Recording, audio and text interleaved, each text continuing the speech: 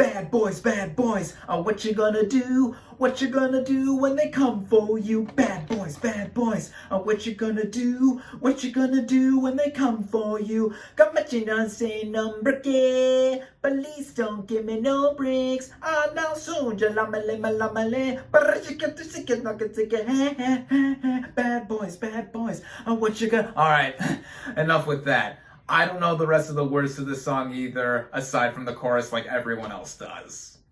What is up, everybody? Random Man here, bringing you my first official review of a 2020 film release, and it is for Bad Boys for Life. Serving as the third and supposed final entry in the Bad Boys trilogy, the plot of this action comedy basically follows detectives Mike Lowry and Marcus Burnett, played by Will Smith and Martin Lawrence respectively, as they reunite once again when someone starts murdering people involved in an old case.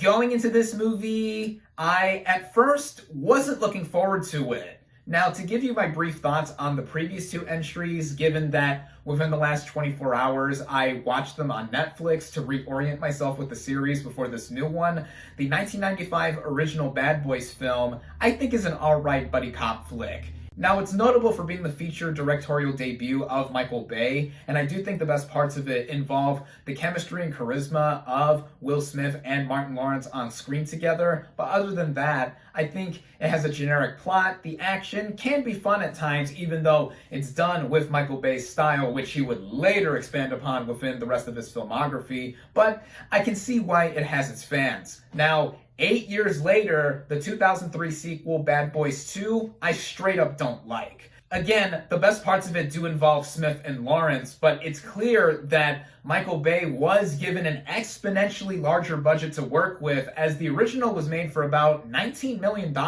but the sequel was made for $100 million more than that, and it has all the Michael Bay-isms you would expect from the filmmaker, and it has a scattered story, it's needlessly long, and just all around ridiculous. I think it's an inferior film to even the first, and now 17 years later, more than double the wait in between the first two films, we have the third entry, Bad Boys for Life. And again, I wasn't looking forward to this film at first because, for one thing, why make another Bad Boys sequel and wait this long to have it be released? I do know that this film was delayed for a little bit, and now it makes this franchise a 25-year-old franchise, and as I've already said, I'm not really a fan of this series, though this movie is not directed by Michael Bay. He didn't even produce it either. He wasn't involved with the production of this film whatsoever. But still, the trailers for this movie weren't convincing me. It looked like it still had Michael Bay-isms in there. It's also a January release, which is known as the dumping ground for subpar movies. But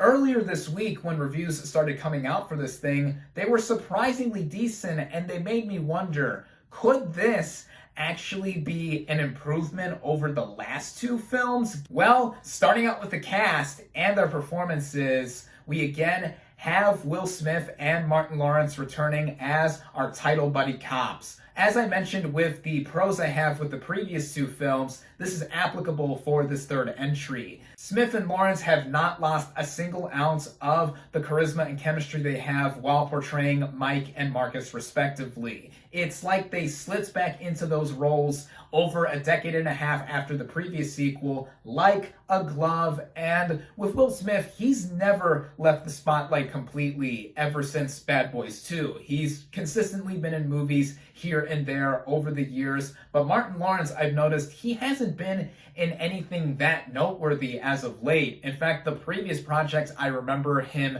being a part of include 2008's College Road Trip with Raven-Symoné, and then that third Big Mama's House film he did in 2011. So yeah. Also returning from the first two films are Teresa Randall as Marcus's wife Teresa, and Joe Pantoliano as Captain Howard. It's really nice to see them back even after all these years. In particular, Pantoliano, as his Captain Howard is personally my favorite character across all three of these films for his rambunctiously ranty demeanor, always talking like this, blaming the bad boys for all the screw-ups within the department, all that kind of stuff. Then we have some new additions to the film, such as Paola Nunez as the head of this new organization within the department known as AMMO. She was a very cool addition to the film, I felt. And then there are the 3 new recruits as a part of AMMO, as played by Vanessa Hudgens. Vanessa Hudgens. Oh man, she is such a breathtakingly gorgeous actress. But anyway, which include Hudgens, Alexander Ludwig, who plays the geeky guy of the group, and Charles Melton, the wise ass of the group. And then Hudgens, she plays the lone female besides Nunez's character. Now, with all of them, I thought they were going to be either annoying or needless for what they have to do in the quote-unquote passing of the torch of the Bad Boys franchise to them. But I gotta say, it didn't feel like that at all. Not only did I find the performances to be very strong, but also working in tandem with Smith and Lawrence. Basically, I think everyone in this film brings it, but of course, the ones who really, really bring it are Will Smith and Martin Lawrence.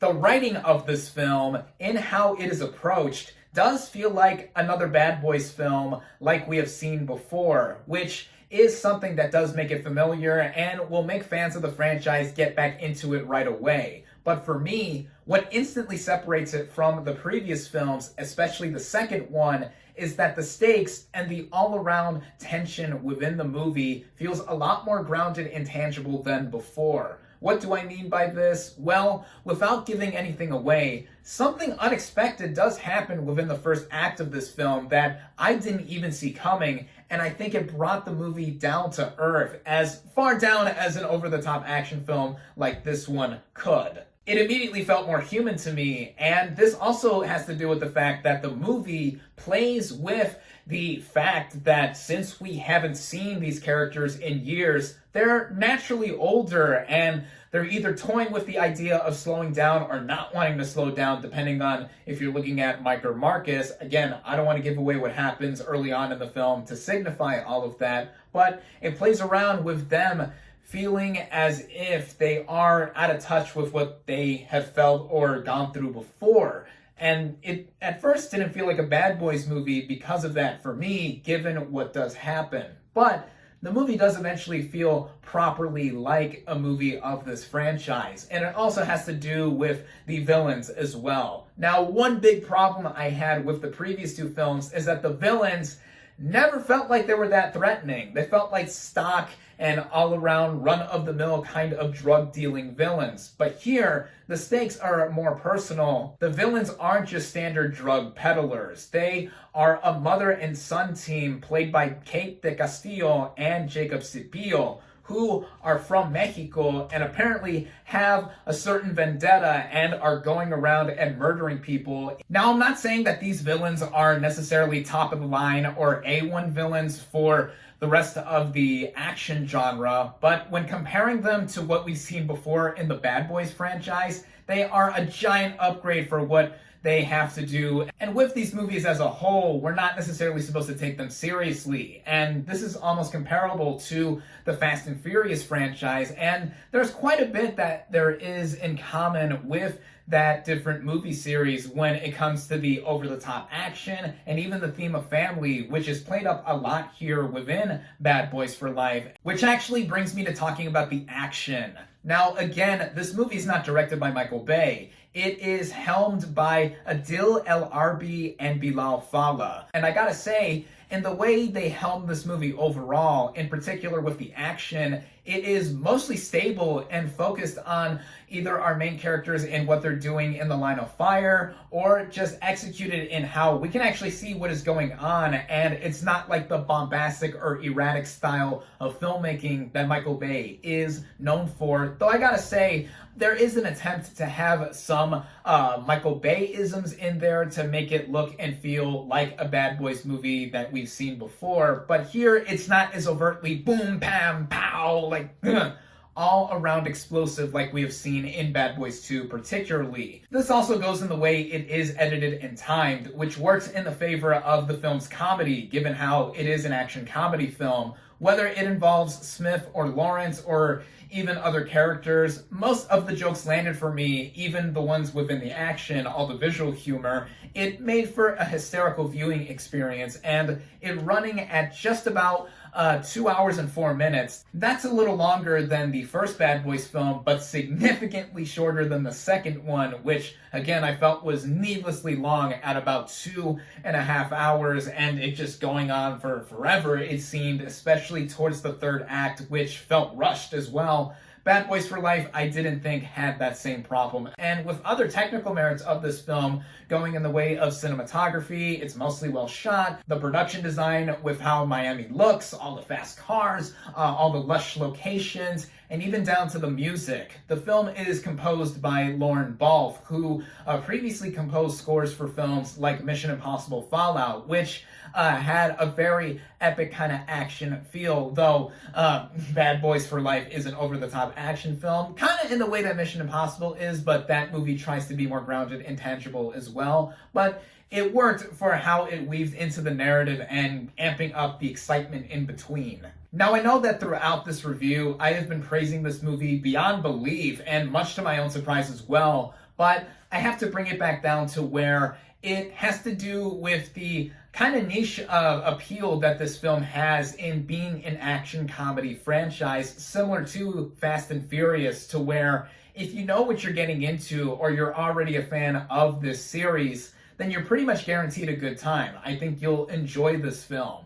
If you're not, though, if you're someone like me who wasn't a fan of this franchise before this one, then I still think that there's a bit for you to get out of with it being an action comedy. It's pure popcorn fun fare, and given the time of year we are currently in the middle of January, where there are other titles that are either dumped during this month or are vying for awards, specifically films that have been recently nominated for the Best Picture Oscar, which I highly recommend you check out all of those titles. You can certainly do a lot worse than Bad Boys for Life. I know I certainly did last year, where my only January release that I saw within 2019 was M. Night Shyamalan's Glass, and I was disappointed by that film, to say the least, and I even made a spoiler review on it to further express my thoughts on how much wasted potential there was with that film. But I digress,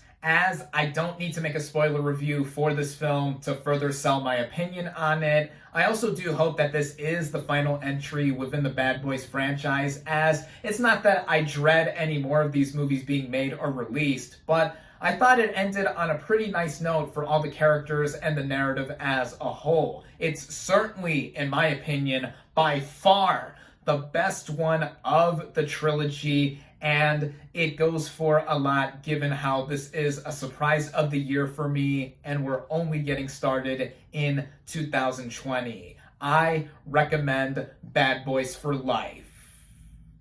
My final verdict for Bad Boys for Life is 3.5 out of 5 stars.